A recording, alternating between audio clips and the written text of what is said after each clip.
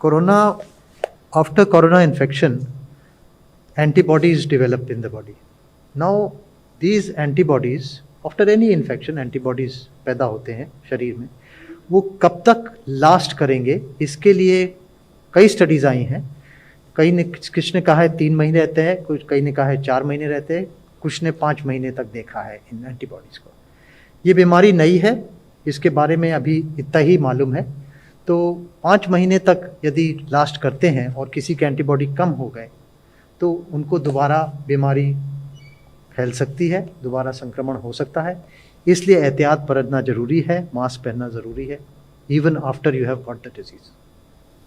Corona के इलाज को कैप करने से संबंधित जो आपने प्रश्न पूछा, ये मामला ऐसा है जिसमें कि माननीय सर्वोच्च न्यायालय के समक्ष भी अनेक याचिकाएं लाई गईं. उसमें माननीय सर्वोच्च न्यायालय ने कुछ दिशा निर्देश दिए हैं जिनका पालन केंद्र सरकार और राज्य सरकारें कर रही हैं. वर्तमान में इस देश में पिछले लगभग 50 साल से हम यूनिवर्सल इम्यूनाइजेशन का कार्य करते आ रहे हैं. नंबर ज़रूर वो लगभग 2.5 करोड़ के करीब होते हैं. उससे पहले भी हम इम्यूनाइजेशन का कार्य करते थे, लेकिन वो यूनिवर्सल नहीं था. तो इस पूरे अनुभव में देश भर में 28,000 से ज़्यादा कोल्ड स्टोरेजेस ऑलरेडी हैं जिनमें कि वैक्सीन स्टोर की जाती है.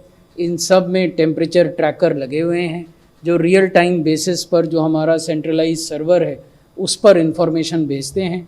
हमारा अपना एक डिजिटल प्लेटफॉर्म है जो वैक्सीन के प्रोक्योरमेंट से लेकर स्टोरेज के तापमान और उसके परिवहन जो कि रीफर व्हीकल्स में, रेफ्रिजरेटेड व्हीकल्स में किया जाता है या अगर नॉन रेफ्रिजरेटेड व्हीकल्स में किया जा रहा है तो वो एक ख़ास प्रकार के बॉक्सेस में किया जाता है जिनमें कि वो तापमान बना के रखा जाए. तो वो व्यवस्था पहले से है. इस व्यवस्था में किस प्रकार का ऑगमेंटेशन करना है इस पर ऑलरेडी विचार हो रहा है, जिसके लिए जैसा हमने पहले भी आपको बताया है राष्ट्रीय स्तर पर एक एक्सपर्ट कमेटी निर्धारित की गई. पहले भी आपको बताया कि स्वास्थ्य मंत्रालय समय समय पर केंद्रीय दल अनेक राज्यों में भेजता है और मेरे कोलीग ने आपको अभी बताया कि कुछ राज्यों में भेजे भी गए हैं. बिहार में भी हम एक केंद्रीय दल भेज रहे हैं.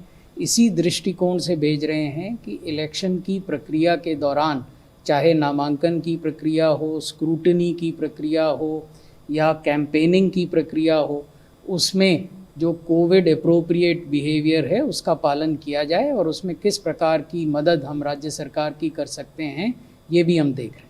कि जो भी डाउनवर्ड ट्रेंड दिखाई दे रहा है वो तभी तक है जब हम 2 गज की दूरी बनाए रखते हैं, मास्क पहनते हैं, हैंड हाइजीन का पालन करते हैं, अनावश्यक भीड़ भाड़ नहीं लगाते. और यदि इन कोविड अप्रोप्रिएट बिहेवियर्स का पालन हम नहीं करते हैं तो ये नंबर बढ़ भी सकते हैं. तो ये संदेश केंद्रीय गृह मंत्रालय का और हम सब लोगों का हमेशा से रहा है.